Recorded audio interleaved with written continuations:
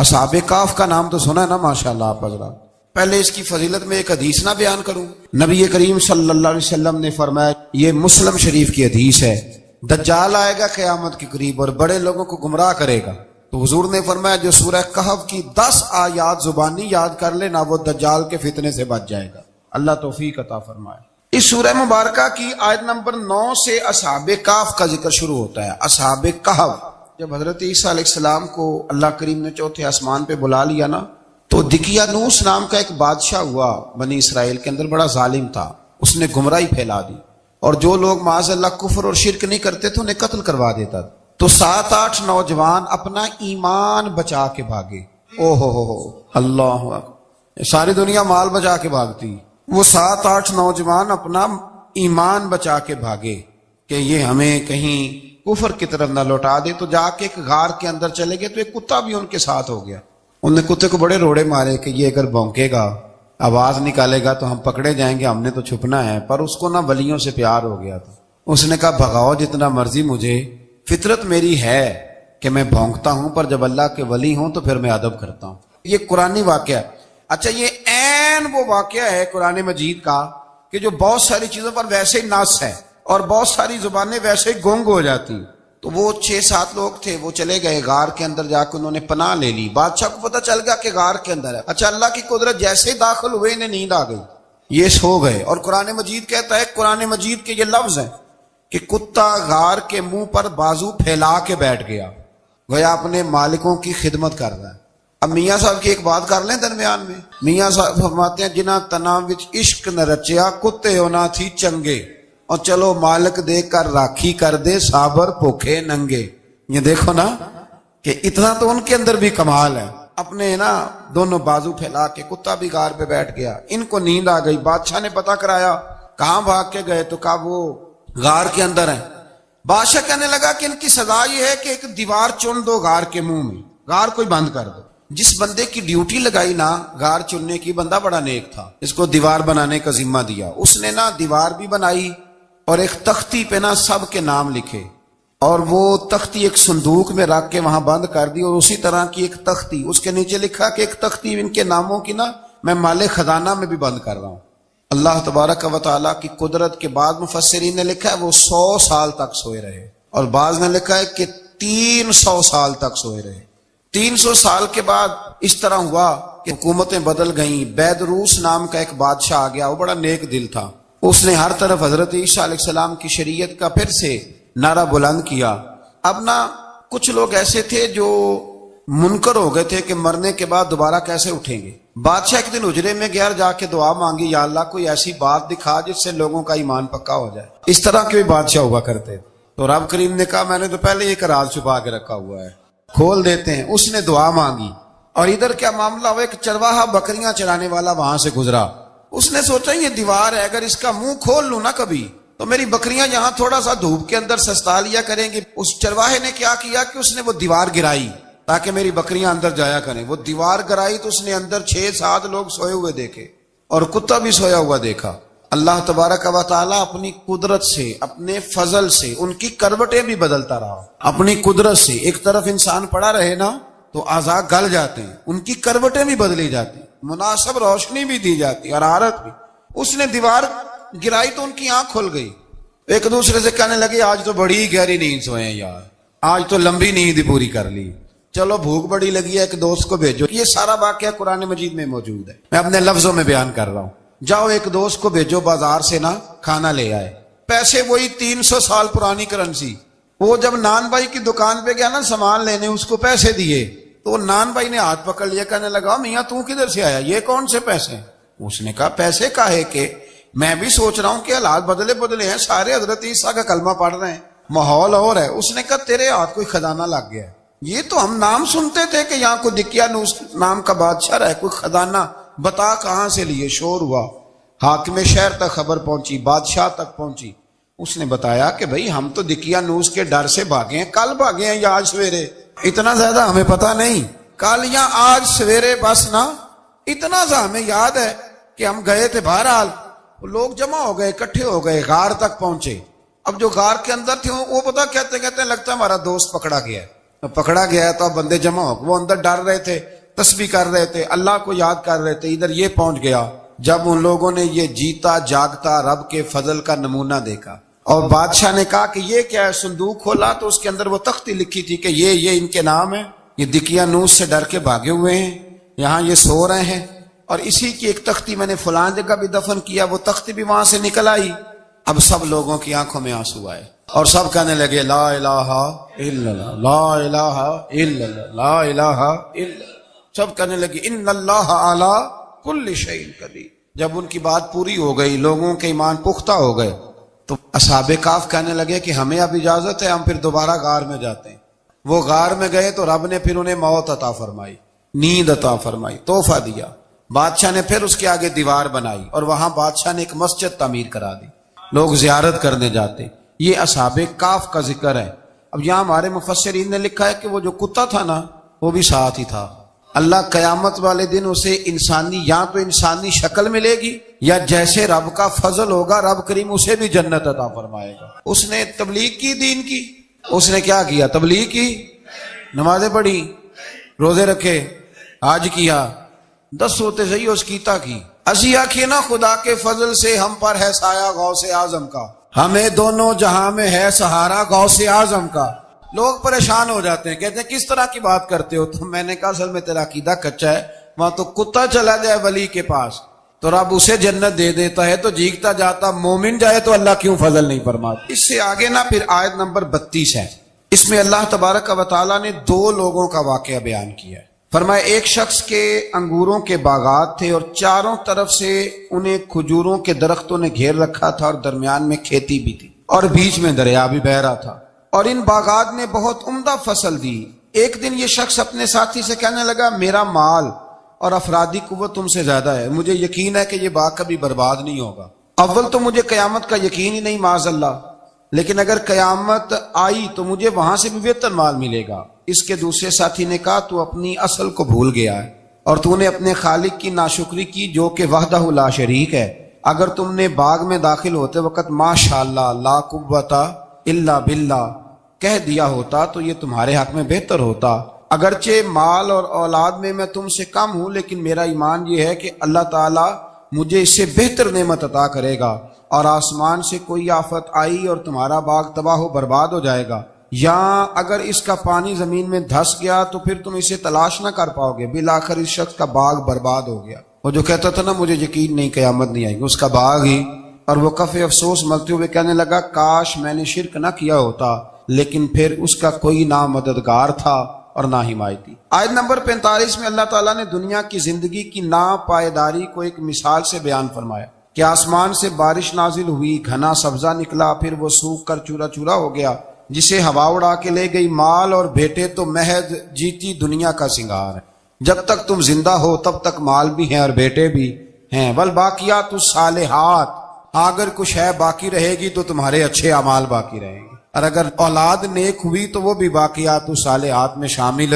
ہو جائے گی۔ آیت نمبر 47 سے فرمایا کہ قیامت کے دن تمام روئے زمین پر ایک کھلے میدان کی صورت میں ہوگا، سب لوگ صف باندھے رب کے حضور اکیلے حاضر ہوں گے اور اپنے اعمال ناموں کو دیکھ کر خوف زدہ ہوں گے، کہیں گے ہائے افسوس اس اعمال نامے کو کیا ہوا، اس نے نہ کوئی صغیرہ گناہ چھوڑا نہ کبیرہ، مگر سب کو شمار کیا۔ آیت نمبر 50 میں حضرت آدم علیہ السلام کو فرشتوں کے سجدہ، ابلیس کی نافرمانی اور شیطان اور اس کی ذریت کے انسان کے دشمن ہونے کا بیان۔ آگے پھر ذکر شروع ہو جاتا ہے حضرت موسیٰ علیہ السلام اور حضرت خضر علیہ السلام کا۔ یہ لفظ خضر بھی ہے اور خضر بھی ہے، یہ 2-3 طریقوں سے پڑھا جاتا ہے۔ حضرت خضر کے بارے میں مختلف روایات ہیں کہ یہ ولی ہیں کہ نبی ہیں، لیکن مضبوط رائے اکثر بزرگوں کی یہی ہے کہ یہ بھی اللہ کے نبی ہیں، اور بعض نے لکھا ہے یہ ہمیشہ سے زندہ ہیں۔ یہ 2 اللہ کے نبی حضرت الیاس علیہ السلام اور حضرت خضر علیہ السلام، یہ دونوں ہر سال حج میں بھی جاتے ہیں، کیونکہ ایک روایت ملتی ہے کہ محبوب کریم علیہ السلام حج پہ گئے تو فرمایا میں الیاس اور خضر کو پہاڑوں سے اترتے ہوئے دیکھ رہا ہوں۔ تو جن کو اللہ نے کھلی آنکھیں دی ہوتی ہیں پھر انہیں زیارت بھی ہوتی ہے، انہیں یہ نظر بھی آتے ہیں۔ حضرت خضر علیہ السلام کو اللہ نے علم لدنی عطا فرمایا۔ یہ علم لدنی اللہ جس کو اپنے پاس سے عطا کر دے اس کو علم لدنی کہتے ہیں۔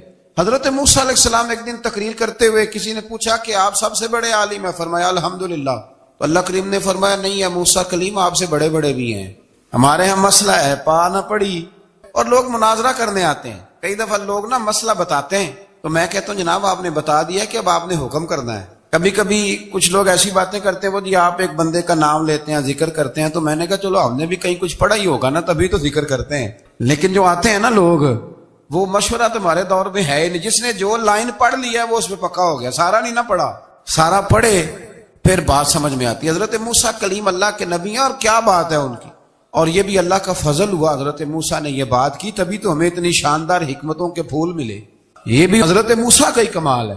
تو حضرت موسیٰ نے کہا کہ اے اللہ وہ جو مجھ سے بڑا ہے عالم ہے وہ کہاں ملے گا جس سے میں حکمت کی بات سیکھوں؟ تو فرمایا جہاں مجمع البحرین ہے نا، دو دریا ملتے ہیں، وہاں وہ ملے گا۔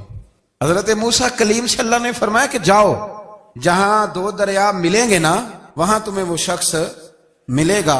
تو یا اللہ میں کس طرح؟ فرمایا زادرہ ساتھ لے جاؤ، کھانے پینے کا سامان۔ حضرت موسیٰ کلیم لے گئے، مچھلی بھی لے گئے۔ فرمایا یہ مچھلی جہاں تمہارے برتن سے نکل کے دریا میں داخل ہو وہاں دریا میں شگاف پڑ جائے گا، وہاں وہ تمہیں شخص ملے گا۔ حضرت موسیٰ نے اپنے خادم حضرت یوشع بن نون علیہ السلام کو بھی ساتھ لیا، یہ بعد میں حضرت موسیٰ علیہ السلام کے جانشین ہوئے۔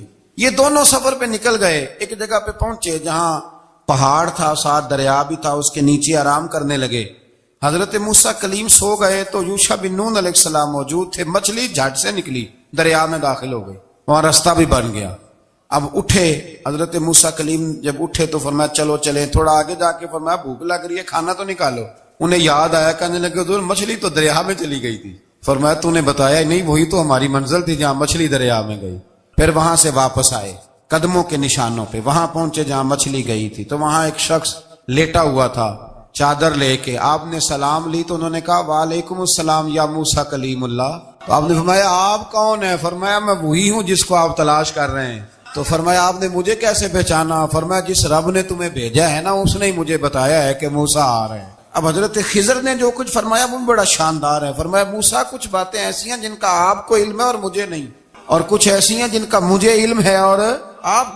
اللہ اکبر، یہ کبھی ہماری سمجھ میں بات آ جائے، یہ کبھی سمجھ میں آ جائے، کچھ باتیں ایسی ہیں جس کا مجھے علم ہے، اور یہ بڑے بڑے سیانے بندے نہیں مانتے، بڑے بڑے میں عالم ہوں جی، تو آپ عالم ہیں میاں ایک شعبے کے، لیکن بہت سارے دنیا میں شعبے ہیں نا، دین کے عالم کا درجہ سب سے بڑا ہے، لیکن قانونی مشاورت کرنی ہے تو آپ وکیل سے کریں گے، گاڑی کے بارے میں پوچھنا ہے تو کسی مکینک سے پوچھیں، لیکن آپ بن کے نہ بیٹھ جائیں۔ فرمایا جس کا آپ کو علم ہے مجھے نہیں، اور جس کا مجھے علم ہے ان میں سے آپ کو نہیں۔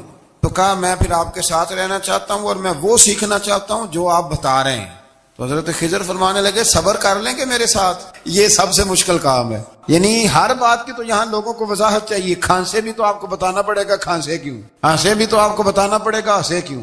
بے بزرگ ہیں، بزرگوں کی باتوں میں حکمتیں ہوتی ہیں، لیکن ہم حکمت کی طرف جانے کو تیار نہیں ہوتے، ہمیں تو فوری طور پہ جواب چاہیے، حل چاہیے۔ حضرت موسیٰ علیہ السلام جناب خضر کے ساتھ چلے، فرمایا صبر کروں گا، میں چلتا ہوں آپ کے ساتھ۔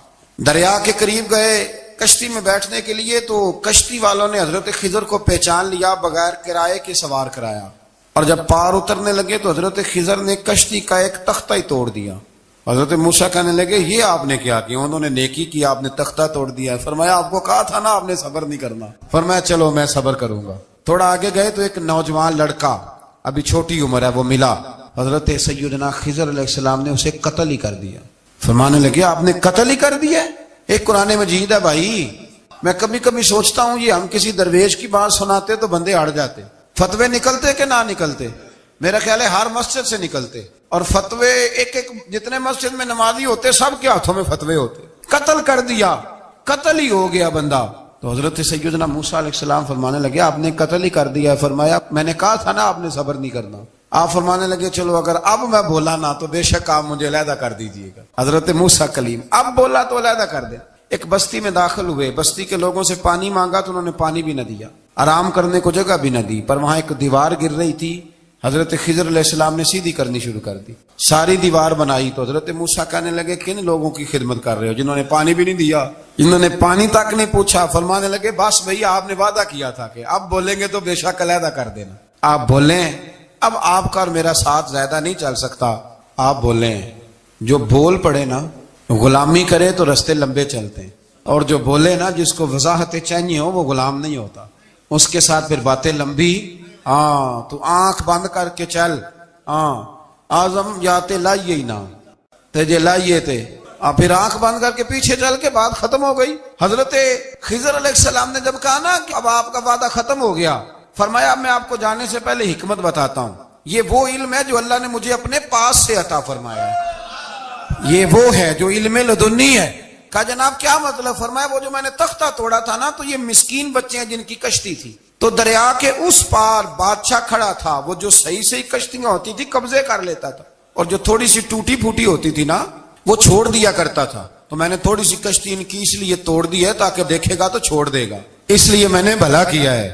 اور فرمایا وہ جو بچہ میں نے قتل کیا نا، وہ شروع سے ہی کفر کا دل دادا تھا، اس کے ماں باپ نیک تھے، اگر بڑا ہوتا جوان ہوتا تو ہو سکتا ہے ماں باپ کو بھی کفر میں مبتلا کر دے، اب اس کے بدلے اللہ انہیں صالح بیٹا عطا فرمائے گا، تو یہ بھی میں نے اللہ کے دیے ہوئے علم سے کیا۔ اور فرمایا یہ جو دیوار میں نے نبی ہو کے یا ولی ہو کے مزدوری کر کے دیوار بنائی ہے نا، اللہ اکبر، فرمایا یہ دیوار عام لوگوں کی نہیں، یہ یتیم بچوں کا خزانہ ہے دیوار کے نیچے، یہ گر جاتی تو خزانہ ظاہر ہو جاتا، اور بچائی اس لیے ہے کہ وَكَانَ أَبُوهُمَا صَالِحًا، ان بچوں کا باپ نیک آدمی تھا، ان کا باپ، قاضی ثناء اللہ صاحب پانی پتی فرماتے ہیں ڈائریکٹ باپ نہیں تھا، 7ویں نسل میں جا کے باپ بنتا تھا۔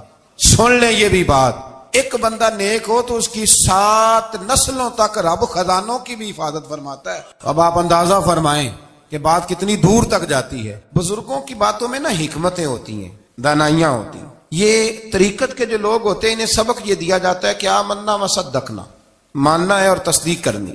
ہمارا معاملہ یہ ہے کہ یہاں وضاحت دینی پڑتی، وہ جی وہاں کیا ہوا تھا، وہ جو گاڑی آپ کے پاس ہے تو وہ کہاں سے آئی، تو وہ جو کل آپ نیا جوڑا پہن کے آئے تھے تو وہ کدھر سے آیا۔ تو جو لوگ وضاحتیں مانگتے ہیں وہ اپنے نہیں ہوتے، ان کا غلامی کا رشتہ نہیں ہوتا۔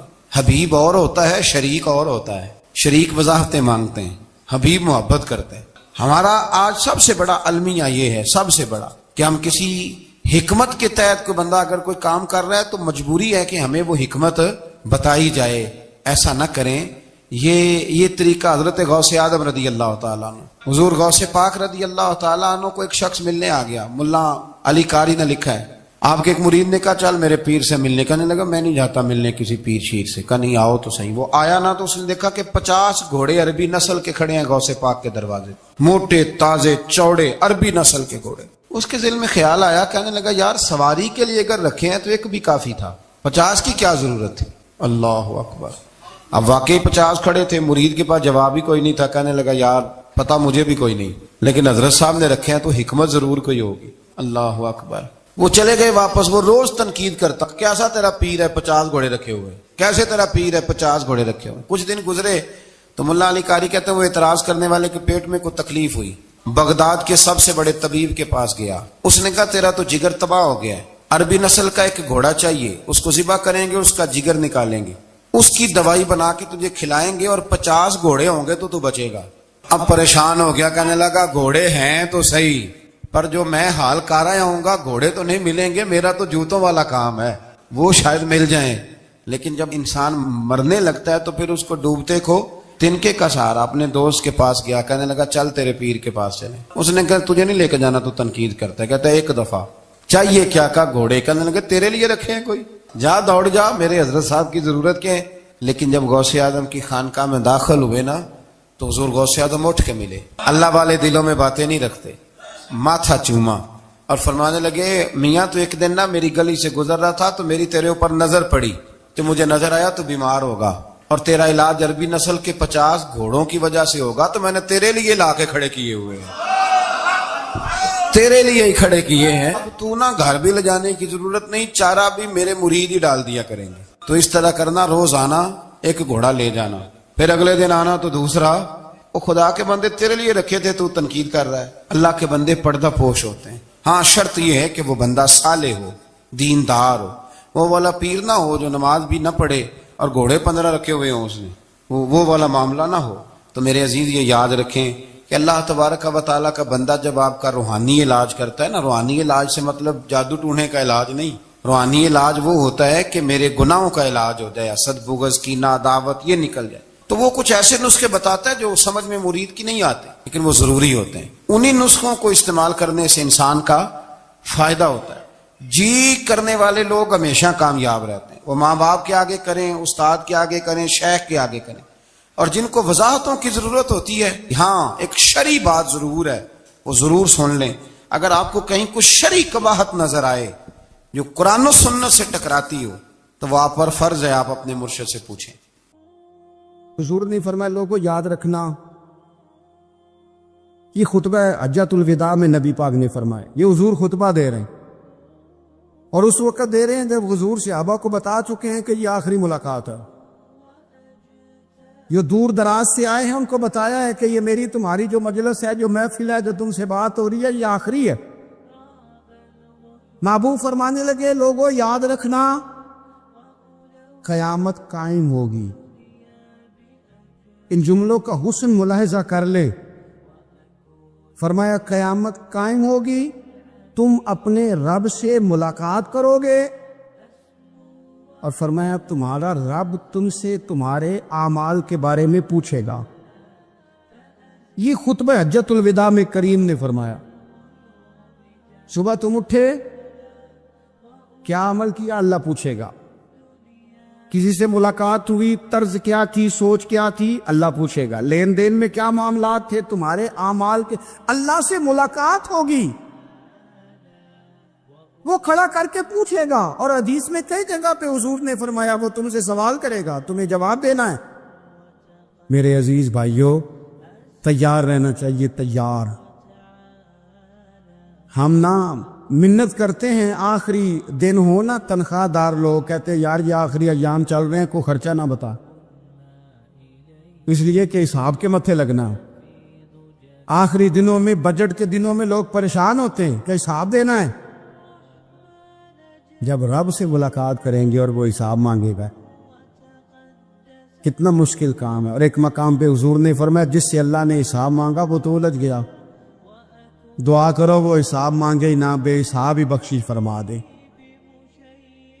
نبی پاک صلی اللہ تعالی علیہ وآلہ وسلم نے ارشاد فرمایا اسی خطبہ حجۃ الوداع میں، حضور فرمانے لگے سن لو، میں نے تم تک اللہ تعالیٰ کا پیغام پہنچا دیا ہے۔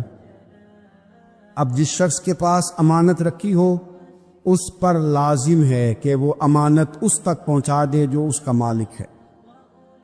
ہم بہت سارے لوگ ایسے ہوتے ہیں ہمارے پاس امانتیں ہوتا ہیں، کچھ بھی نہ ہو تو کچھ لوگوں کے راز کی امانت ہوتی، کچھ بھی نہ ہو تو کچھ لوگوں کی باتیں ہم تک پہنچ جاتی ہیں، وہ راز ہوتا ہے، وہ امانت ہوتی ہے۔ مجلس کی گفتگو بھی امانت ہے، لیکن ہم امانتوں کا خیال نہیں کرتے، خیانت ہو جاتی۔ بہت محتاط ہو کر اپنی زندگی میں امانتوں کا خیال کیا جائے۔ یا ایھا الذین آمنوا لا تخونوا اللہ والرسول وتخونوا اماناتکم وانتم تعلمون۔ اللہ فرماتے ہیں ایمان والو، نہ رب سے خیانت کرنا، نہ رب کے رسول سے خیانت کرنا، نہ آپس میں ایک دوسرے سے خیانت کرنا، جانتے بوجھتے ہوئے یہ کام نہ کرنا۔ وانتم تعلمون، جانتے ہو، تمہیں پتہ ہے۔ کبھی بھی بددیانتی کا مظاہرہ نہ کرے اپنی زندگی میں، کبھی بھی۔ اور یہ بھی یاد رکھ لیں، بچوں کو کیا پتا کہ ہمارا ابا حلال لا رہا ہے کہ حرام لا رہا ہے۔ عام لا رہے ہیں نا تو وہ تو بیچارے بھولے پن میں کھا رہے ہیں، تو حساب آپ نے دینا ہے۔ جنہ لی تو پاپ کمائے ہن کتھے نہیں ہو تیرے کر دے، بلانا۔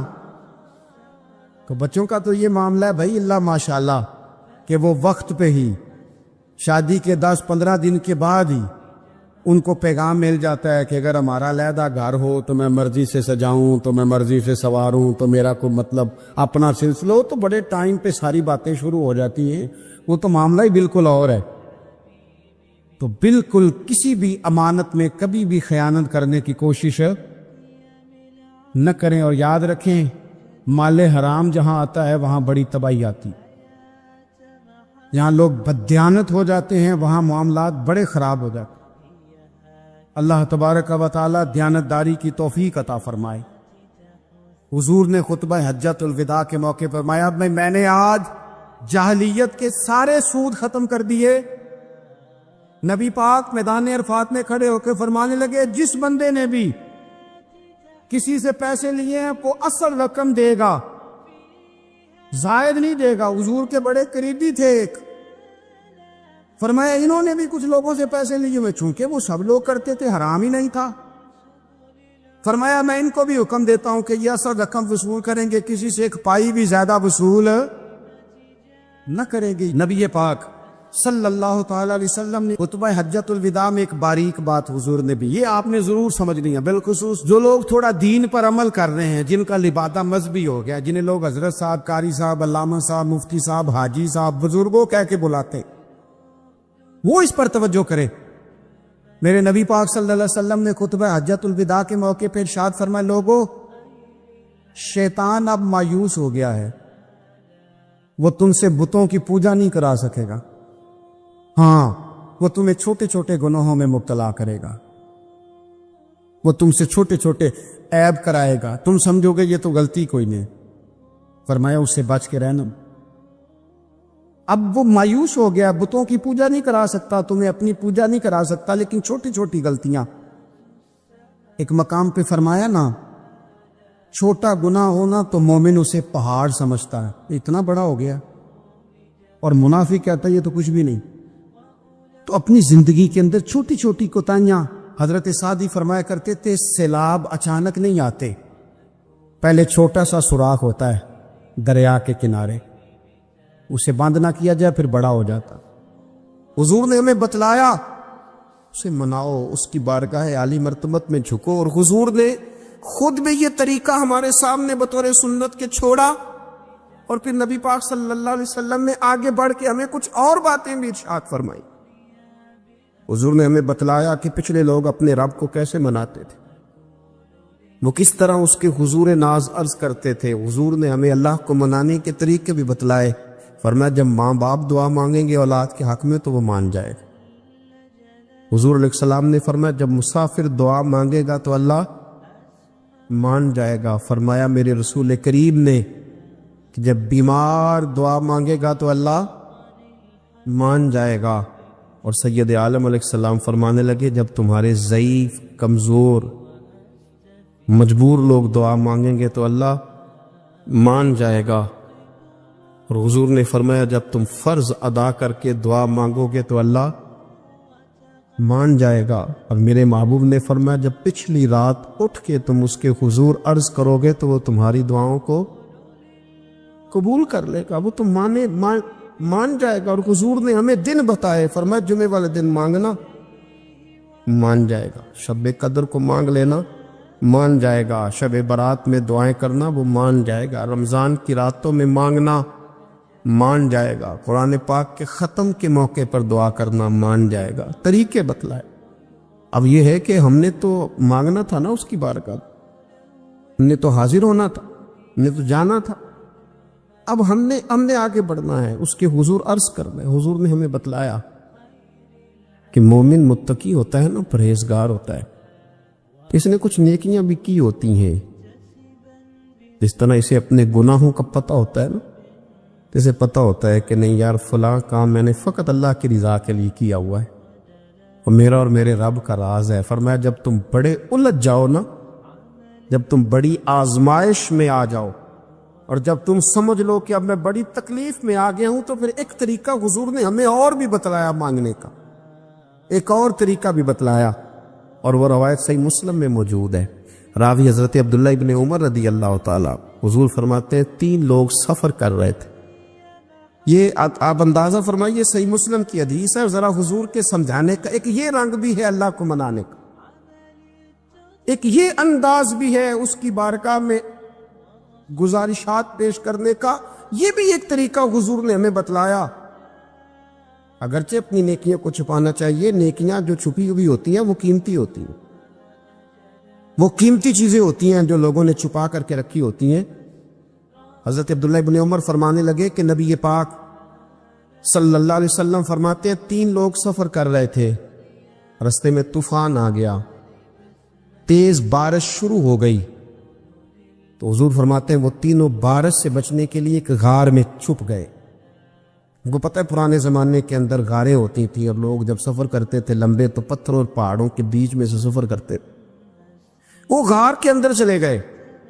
اب چونکہ طوفان بہت زیادہ تھا، جب وہ غار کے اندر چلے گئے تو اللہ کے پیارے حبیب صلی اللہ علیہ وسلم فرماتے ایک پتھر اوپر سے لڑکتا ہوا آیا اور غار کے منہ کے آگے آ کے اس نے غار کو بند کر دیا. اب اتنا تیز اور اس مضبوطی کے ساتھ وہ پتھر لگا اور اتنا صحیح فٹ ہوا کہ اندر روشنی آنی بھی ختم ہو گئی. اب 3 لوگ ہیں. تھوڑی دیر تو وہ پریشان رہے کہ شاید اب کبھی بچ نہیں سکیں گے، شاید چاروں جانب اندھیرا ہی ہے اور اندھیرا ہی رہے گا، شاید یہاں سے نکلنے کے لیے اب ہمیں کوئی رستہ میسر نہیں آئے گا. وہ پہلے تو پریشان ہوئے، پھر کہنے لگے یار اس طرح کرو، ذرا غور کیجئے گا میری بات پہ. فرمایا اس طرح کرو، اگر کوئی زندگی میں نیکی کی ہے نا تو ذرا اس نیکی کو یاد تو کرو، اور یاد کر کے اس مالک کے حضور عرض تو کرو. وہ کریم ہے، کوئی آنکھو شاید من جاوے تے گل کم تتڑی دا بن جاوے، عرض تو کرو. ان میں سے یہ آپ اندازہ فرمائیے، یہ بات بیان کر رہا ہے، یہ مدینے والے رسول بیان کر رہے، یہ نبی پاک علیہ السلام نے بیان فرمایا. یہ وہ کہانی ہے جو ہمیں ہمارے نبی پاک نے سنائی، رسول کریم علیہ السلام نے ہمیں بتلائی، یہ داستان محبت. حضور فرمانے لگے ایک نے ان میں سے ہاتھ اٹھائے اور اس نے انداز کیا چھیڑا، عرض کرنے لگا اللہ تو جانتا ہے نا میں نے بکریاں رکھی ہیں، میں غریب ہوں، مزدور ہوں، اور مالک تو یہ بھی جانتا ہے کہ میرے بچے بھی ہیں، بیوی بھی ہے، اور میں جب بھی گھر لوٹا ہوں تو دودھ میں نے بچے اور بیوی کو پہلے نہیں دیا، بوڑھے ماں باپ کو پہلے دیا. اللہ میں نے ان کے ساتھ ہمیشہ کرم کے بازو کھول کر معاملہ کیا. وہ غار میں تنہا بیٹھے ہیں اور اپنے مالک کو منا رہے ہیں. عرض کرتے ہیں اللہ تجھے یاد ہے نا ایک رات جب میں بڑی دیر سے لوٹا تھا، لکڑیاں کاٹتے، درخت تلاش کرتے، مجھے دیر ہو گئی، میں دیر سے لوٹا تھا، نیت یہ کر رکھی تھی کہ دودھ سب سے پہلے ماں باپ کو پلاؤں گا. مالک جب میں لوٹا تو وہ بوڑھے تھک کر کے سو گئے تھے. میری بیوی نے مجھے کہا کہ بچوں کو پلا دو، وہ سو گئے. تو میں نے کہا نہیں، میرے ذمے ہے ان بوڑھوں کے دل کو ٹھنڈا کرنا، ان سے پیار کرنا. اللہ بیوی مانگتی رہی، بچے طلب کرتے رہے، میری ٹانگوں میں گھومتے رہے، بار بار آتے رہے، پر میں نے دودھ نہیں پلایا. اے مالک فجر ہو گئی، آفتاب طلوع ہونے کا وقت آ گیا، پر میں نے ماں باپ کے بیدار ہونے کا انتظار کیا. اے اللہ وہ جب اٹھے تو ان کی آنکھوں میں جو میرے لیے دعا تھی اور ان کے سینوں میں جو میرے لیے کرم تھا، اگر تیری بارگاہ میں وہ نیکی قبول ہے تو مالک پھر رحم فرما، نہ اس مشکل سے آسانی عطا فرما. سنو سنو، رسول کریم صلی اللہ علیہ وسلم فرماتے ہیں کہ اس بندے کی دعا مکمل ہوئی تو پتھر تھوڑا سا سرک گیا، اور اتنا سرکا کہ آسمان نظر آنے لگا. جس نے ماں باپ کو منایا ہے، ان سے پیار کیا ہے، پھر یہی بات وسیلہ بن جائے گی رب کے ماننے کا، پھر یہ وسیلہ بنے گی، اللہ اس سے مان جائے گا. پھر رسول کریم صلی اللہ علیہ وسلم فرمانے لگے، دوسرا بولا اور عرض کرنے لگا کہ اے اللہ تو جانتا ہے مجھے اپنے چچا کی بیٹی بھانے لگی تھی، میں اس کی طرف رغبت کرنے لگا تھا، اور میں نے جب اس سے جا کے ارادہ کیا کہ میں تیرا طالب ہوں تو اس نے مجھے کہا کہ پہلے 100 دینار لاؤ. بانا تو اللہ میں نے مشقت کر کے 100 دینار جمع کیے، اور جب میں پوری طرح اس پر حاوی ہو گیا، وہ میرے قبضے میں آ گئی اور گناہ کا میں نے ارادہ کر لیا، تو اس عورت کے منہ سے ایک جملہ نکلا کہ اللہ سے ڈر.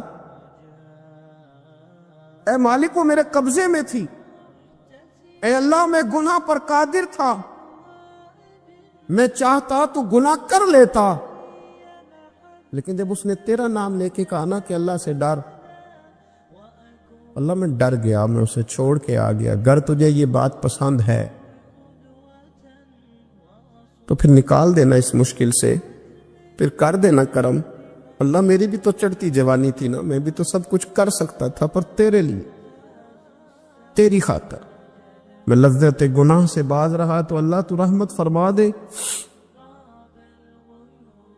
حضور فرماتے ہیں اس کی دعا مکمل ہوئی تھی کہ پتھر تھوڑا اور سرک گیا۔ پھر تیسرا بولا اور اس نے بول کے کہا، اللہ ایک مزدور کو، ایک دیہڑی دار کو، ایک غریب کو میں نے کام پہ رکھا ہوا تھا، یہ تیرا اور میرا راز ہے اللہ۔ وہ مزدور، وہ دیہڑی دار میرے پاس کام پہ لگا تھا، کچھ چاول میں نے اس کی اجرت مقرر کر دی کہ تو کام مکمل کرے گا تو میں تجھے دوں گا۔ اور جب اجرت لینے کا وقت آیا تو وہ بگڑ کر ناراض ہو کر چلا گیا، میں اسے ڈھونڈتا رہا، وہ مجھے ملا نہیں، میں نے اس کے چاولوں کی قیمت کاروبار میں انویسٹ کر دی، اس کا تھوڑا سا سرمایہ پر میں نے کھایا نہیں، پھر وہ اس سے میں کاروبار کرتا رہا اور اتنا کاروبار کیا کہ بہت ساری گائیں اور ان کے چرواہے تیار ہو گئے، وہ سالوں کے بعد لوٹا، میں نے اس غریب کا مال کھایا نہیں بلکہ بڑھایا، محفوظ کر کے رکھا۔ وہ سالوں کے بعد لوٹا اور کہنے لگا میرا مال، تو میں نے کہا وہ ساری گائیں تیری ہے، وہ چرواہا تیرا ہے، یہ سارا کچھ تیرا ہے۔ وہ کہنے لگا تو مجھ سے مذاق کرتا ہے، میں غریب کہاں اور گاؤں اتنی بڑی گائیں کہاں، تو مذاق کرتا ہے؟ تو میں نے کہا مذاق نہیں، میں نے اپنے رب سے ڈر کے تیرے مال کی حفاظت کی، یہ تیرا ہے۔ اے اللہ میں کھا بھی تو سکتا تھا نا، پر تجھ سے ڈر کر میں نے وہ سارا محفوظ رکھا۔ اللہ اگر تجھے میری یہ ادا پسند ہے تو پھر آج مان جانا، آج راضی ہو جا۔ اللہ کے رسول فرماتے ہیں اس کی دعا مکمل ہوئی تھی کہ پتھر لڑکا اور ان کے لیے رستہ بن گیا، وہ باہر آ گئے۔ تو حضور نے ہمیں بتلایا کہ وہ تمہاری نیکیاں جو چھپی ہوئی ہیں، وہ تمہاری نیکیاں جو تم نے خالص اللہ کی رضا کے لیے کی ہے، ان نیکیوں، ان اعمال کا وسیلہ بھی تمہارے رب کے ماننے کا ذریعہ بن جائے گا۔ اس کو منایا جائے، اس کے حضور حاضری دی جائے، اس سے بخشش کا سوال کیا جائے، اس کی بارگاہ میں یہ گزارش کی جائے کہ اللہ غریبوں، مجبوروں، کمزوروں اور ان لوگوں کے صدقے جو اللہ رستہ دیکھ رہے ہیں کہ رستہ کب کھلے گا، جو تیری بارگاہ کرم کے سوالی ہیں، ان کے صدقے تو رحم فرما، تو کرم فرما۔ تو میرے عزیز، ایک اور بات جو اللہ کو منانے کے لیے ہمیں ہمارے پیارے رسول صلی اللہ تعالی علیہ وسلم نے بتلائی کہ جب انسان بہت زیادہ عاجزی کرتا ہے نا، بہت زیادہ عاجزی، تو پھر بھی اللہ مان جاتا ہے۔ جب وہ اس کے حضور بہت عجز کا اظہار کرتا ہے، بہت زیادہ عجز کا اظہار کرتا ہے، وہ ڈر جاتا ہے اس سے۔ وَلِمَنْ خَافَ مَقَامَ رَبِّهِ جَنَّتَانِ، اور میں جو میرے سامنے کھڑے ہونے سے ڈرے گا میں اسے 2 جنتیں عطا کروں گا۔ حضرت بابا فرید الدین مسعود گنج شکر بابا صاحب رحمت اللہ علیہ فرماتے ہیں کہ ایک نیک نوجوان تھا، دن کو روزہ رکھتا، رات کو نماز پڑھتا، پر اللہ سے ڈرتا پھر بھی بہت زیادہ تھا،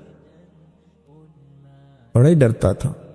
موت کا وقت آیا تو ماں ہی تھی بس اس کی، تو ماں سے کہنے لگا اماں میری ماں ہے، میرے ساتھ 3 وعدے تو کر۔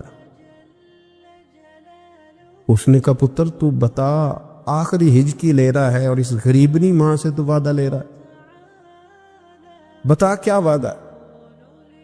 عرض کرنے لگا اماں جب میں مر جاؤں نا تو میرے گلے میں رسی ڈال کے تو مجھے گھمانا گھر کے صحن میں، اور لوگوں کو کہنا جو رب کی نافرمانی کرے اس کا یہی حال ہوتا ہے۔ یہ اعلان کرنا جو اللہ کے نافرمان ہوں ان کا یہی اشر کیا جانا چاہیے۔ اور اماں پھر دوسرا وعدہ کر، میرا رات کو جنازہ اٹھایا جائے، میں نہیں چاہتا کہ کسی کے منہ سے یہ لفظ نکل جائیں کہ وہ دیکھو اللہ کا نافرمان جا رہا ہے، رات کو میرا جنازہ اٹھانا۔ اور اماں تیسرا میرے ساتھ وعدہ کر کہ لوگ مجھے دفن کر کے آ جائیں گے تو میری قبر پہ چلی جائے گی، عمل میرے پاس کوئی نہیں، پر مجھے لگتا ہے ماں کے قدموں کی برکت سے عرش کا مالک بھی رحم فرمائے گا۔ اماں تو وعدہ کر کہ میرے ساتھ وعدہ کر۔ بابا صاحب رحمت اللہ علیہ فرمانے لگے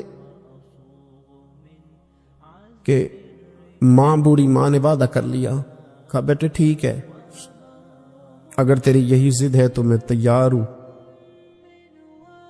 پھر اس نے کلمہ شہادت پڑھا، اس نوجوان کی روح پرواز کر گئی۔ بوڑھی ماں نے رسی منگائی تو وَلِمَنْ خَافَ مَقَامَ رَبِّهِ جنتان، جو ڈر جائے، اس نے تو کہا تھا نا کہ رسی ڈال کے گھمانا اور کہنا یہ اللہ کا نافرمان ہے، اس کا یہی اشر ہونا چاہیے تھا. لیکن جب ماں گلے میں رسی ڈالنے لگی تو گھر کے ہر کونے سے آواز آنے لگی، خبردار، یہ رب کا دوست ہے، اللہ کے دوستوں کے ساتھ اس طرح کا معاملہ نہ کیا جائے، اسے چھوڑ دیا جائے. اور کہا تمہیں کچھ بھی اور کرنے کی ضرورت نہیں ہے، یہ تو رب کا دوست ہے اور رب کی بارگاہ میں حاضر ہو گیا. کچھ کوئی بندہ کہے گا کہ یہ تو ایک بابا فرید کا سنایا ہوا واقعہ ہے. سنیے، بخاری میں حدیث ہے، نبی پاک صلی اللہ علیہ وسلم نے فرمایا، حضرت ابو ہریرہ رضی اللہ تعالیٰ عنہ راوی ہیں، حضور فرماتے ایک شخص مرنے لگا تو اپنے بچوں سے کہنے لگا کہ میں جب مر جاؤں تو مجھے جلا دینا، اور پھر میرے جلے ہوئے وجود کو پیس دینا، پھر مجھے ہوا میں اڑا دینا. پتر مجھے اڑا دینا، مجھے بڑا ڈر لگتا ہے، اگر رب نے مجھ سے حساب پوچھا تو میں قابل نہیں ہوں، اڑا دینا مجھے ہواؤں میں. اگر اس نے مجھ سے عذاب لیا تو حساب لیا تو بڑا سخت حساب لے گا. حضور فرماتے ہیں، بخاری میں موجود ہے، اس کے بچوں نے اسی طرح کیا. اس کے مرنے کے بعد اسے جلایا، ہوا میں اڑا دیا. اللہ کے محبوب فرماتے ہیں رب کریم نے حکم دیا زمین کو کہ اس کے ذرات کو جمع کرو.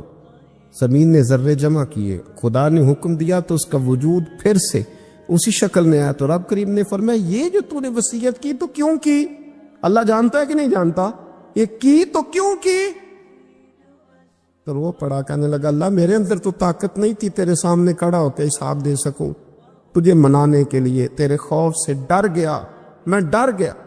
اگرچہ ہمارے بزرگوں نے لکھا ہے کہ آج یہ وصیت کرنا، اس رنگ میں یہ طرز اختیار کرنا درست نہیں، لیکن آپ غور فرمائیے کہ نبی پاک علیہ السلام فرماتے ہیں جب اس نے کہا نا اللہ تجھ سے ڈر کے یہ کیا، تو رب کریم نے فرمایا جا پھر میں نے تیری مغفرت کر دی، کیونکہ اللہ کو پتا تھا یہ دل سے بات کر رہا ہے. ایک چوتھی بات، میرے رسول پاک علیہ السلام نے فرمایا کہ جب رب نہ مانے تو پھر وہ کمزوروں کے صدقے مان جاتا ہے، پھر وہ ضعیفوں کے صدقے مان جاتا ہے. فرمایا اللہ تم سے بارشیں روکنا چاہتا ہے پر تمہارے ضعیفوں، کمزوروں، غریبوں کے صدقے، مجبوروں کے صدقے وہ تم پر بارشیں برساتا ہے. حضور فرماتے رباش غازہ اغبر لو اقسم علی اللہ لا برا. کچھ ایسے لوگ ہوتے ہیں کہ ان کے بالوں میں خاک پڑی ہوتی ہے، چہروں پہ مٹی الجھے ہوئے ہوتے ہیں، لیکن اگر وہ اللہ پہ قسم کھا لیں تو اللہ ان کی قسم بھی پوری کر دیتا، قسم بھی. حضرت عبداللہ ابن مبارک فرماتے ہیں، ابن قدامہ نے لکھا ہے، فرماتے ہیں بارش نہیں ہوتی تھی مکے میں، قحط پڑ گیا تو سب لوگ مسجد الحرام سے باہر کھلی جگہ میں نکلے دعا کرنے کے لیے، سب اپنی اپنی دعائیں کر رہے تھے. تو میں تھوڑا باہر ہوا تو اچانک ایک غلام آیا، کالا سیاہ رنگ، 2 رکعتیں نماز پڑھ کے تو ہاتھ پھیلائے تو کہنے لگا اللہ مجھے پتہ ہے یہ جو کچھ بھی ہوا ہے میری نافرمانیوں کی وجہ سے ہوا ہے. تو ناراض ہو گیا نا، تو نے بارش روک لی، تو ناراض ہو گیا نا، ہمیں سبق سکھانا چاہتا ہے نا، یہ کسی اور کی وجہ سے نہیں، یہ صرف میری نافرمانیوں کی وجہ سے. اللہ رحم فرما، تیرے بندے تھوڑی سی بھی سختی برداشت کرنے کی طاقت نہیں رکھتے، کمزور ہیں، ڈر جاتے. غلام ہے، دعائیں مانگ رہا. حضرت عبداللہ ابن مبارک فرماتے ہیں اس نے چہرے پہ ہاتھ پھیرے تو کالی گھٹائیں چھا گئی، بارش ہونے لگی. میں اس کے پیچھے گیا، اس کا گھر ڈھونڈ آیا، تعقب کیا، پیچھا کیا، گھر میں نے تلاش کر لیا، اور گھر کو تلاش کر کے جب میں واپس آیا تو میں نے حضرت فضیل بن عیاض سے ذکر کیا تو کہنے لگے کسی طریقے سے اسے حاصل کرو. فرماتے میں اس کے گھر گیا، اس کے مالک نے مجھے دیکھا تو کہا عبداللہ ابن مبارک میرے گھر، اتنے بڑے ولی، اتنے بڑے درویش، اتنے بڑے محدث. میں نے کہا تیرا غلام چاہیے. اس نے کئی غلام دکھائے، میں نے کہا نہیں یہ نہیں. اس نے کہا یہ بڑے بڑے اچھے ہیں، کوئی سے بھی آپ لے لے، خرید لے. میں نے کہا نہیں. پھر وہ لاغر صاحب، وہ کمزور صاحب، وہ ضعیف سا نکل کر کے آیا.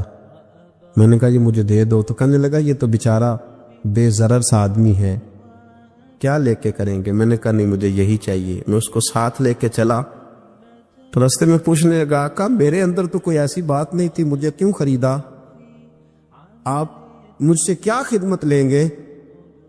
تو عبداللہ ابن مبارک فرمانے لگے میں نے کہا کوئی خدمت بھی نہیں لوں گا، میں تو خود تیری خدمت کروں گا، میں تیرا بیاہ کراؤں گا، تیرے لیے مکان بناؤں گا، میں تیری خدمت کروں گا، میں تیرا اور تیرے رب کا رشتہ دیکھ چکا ہوں، میں تیرا اپنے مالک کے ساتھ جو تعلق ہے اسے دیکھ چکا ہوں۔ کہتے میں نے یہ لفظ کہے تو مجھے کہنے لگا 2 رکعتیں پڑھ لوں، اب مجھے لے جانا پر 2 رکعتیں پڑھ لوں۔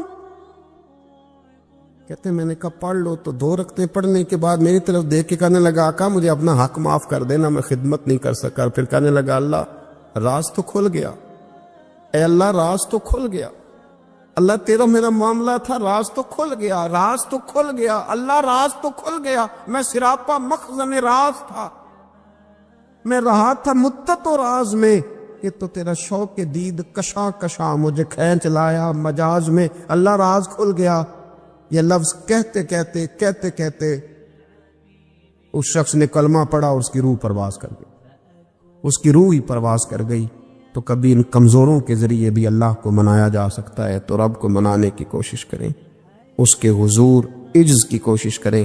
ہر آدمی اپنے گھر میں بیٹھ کر، اپنے مصلے پہ بیٹھ کر، تنہائی میں بیٹھ کر اس سے کہے، اور یاد رکھنا وہ بڑا کریم ہے اور وہ بڑا قدیر ہے، بڑا قادر ہے، 1 منٹ لگاتا ہے اور ہر چیز اس کے کرم میں نہا جایا کرتی ہے، اس کے فضل میں ہر چیز نہا جاتی ہے۔ بوڑھے بھی دعائیں کریں، مائیں بھی دعائیں کریں اور بچے بھی دعائیں کریں۔ آج دعاؤں کی رات ہے، کھل کر دعا کریں کہ اللہ ہمارے حال پہ رحم فرمائے، اللہ ہمیں سمجھنے کی بھی توفیق عطا فرمائے۔ اللہم صلی علی سیدنا ربنا ظلمنا انفسنا وَإِن لَّمْ تَغْفِرْ لَنَا وَتَرْحَمْنَا لَنَكُونَنَّ مِنَ الْخَاسِرِينَ اللهم أعني على ذكرك وشكرك وحسن عبادتك ربنا اغفر لي ولوالدي وللمؤمنين يوم يقوم الحساب اللهم أعني على ذكرك وشكرك وحسن عبادتك ربنا اغفر لي ولوالدي وللمؤمنين يوم يقوم الحساب۔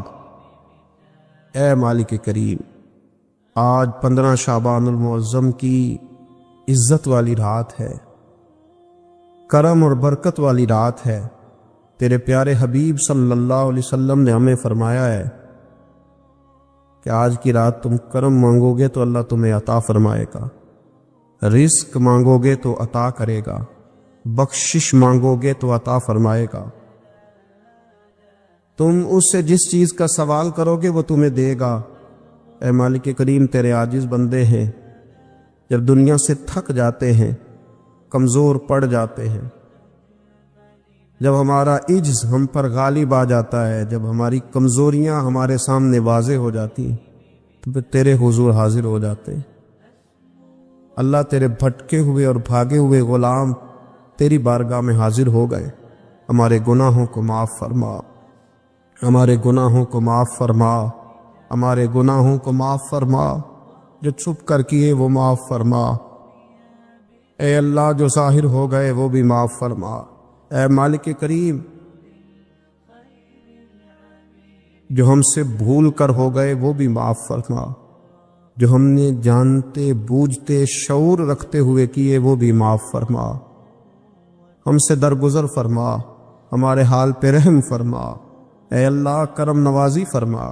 اے مالک کریم، بہت سارے لوگ باشعور ہیں لیکن بے شعوری کی زندگی گزار رہے، جانتے بوجھتے بے عملی کا وقت بتا رہے ہیں۔ اللہ، ہمارے لیے عمل کا رستہ آسان بنا دے۔ اے اللہ، بتانے والے بڑے، سمجھانے والے بڑے، عمل کرنے والے تھوڑے رہتے جا رہے۔ اللہ، عمل کا رستہ آسان فرما۔ اے اللہ، ہمارے پاس سر ہے پر سجدے کا ذوق نہیں، ہمیں ذوق کے سجدہ عطا فرما۔ زبان ہے پر لذت قرآن اور لذت ذکر نہیں، لذت ذکر عطا فرما۔ اللہ، دل ہے پر نبی پاک صلی اللہ علیہ وسلم کی محبت کا غلبہ نہیں، وہ غلبہ عطا فرما، وہ غلبہ عطا فرما۔ ذوق اور شوق کی سواریاں عطا فرما، درد اور سوز کی کیفیات عطا فرما۔ ہمارے گناہ معاف فرما، ہمارے گناہ معاف فرما، ہمارے گناہ معاف فرما، ہماری غلطیوں سے درگزر فرما۔ ہمارے حال پہ کرم فرما۔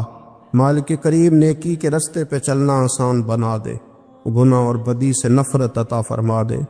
اے اللہ ہمارے کمزوروں پہ رحم فرما، بیماروں پہ رحم فرما، مجبوروں پہ رحم فرما۔ مالک کریم بڑا کڑا وقت آیا ہے انسانیت پر۔ اللہ تیرے بندوں کی لاشیں سڑکوں پر پڑی ہیں، کوئی اٹھانے والا نہیں۔ اے مالک کریم لوگ بیمار ہیں، لاچار ہیں، تکلیف میں ہیں، تو سب سے بڑا طبیب ہے، اپنی بارگاہ سے شفا عطا فرما، اپنی بارگاہ سے شفا عطا